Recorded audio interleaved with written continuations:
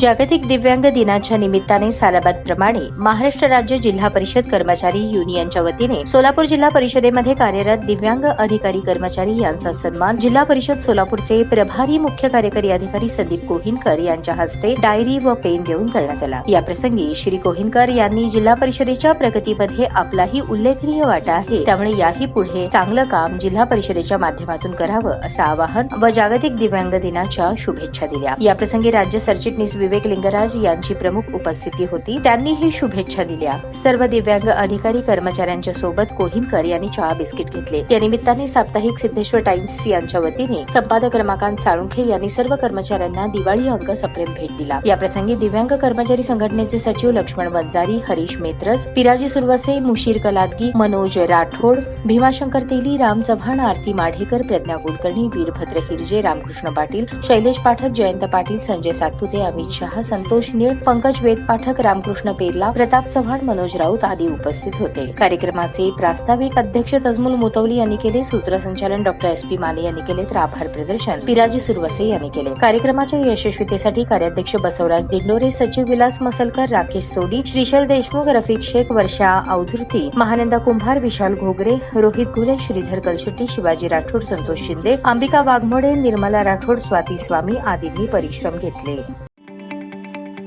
ताज्या बातम्या पाहण्यासाठी प्राईम महाराष्ट्र न्यूज चॅनलला सबस्क्राईब करा।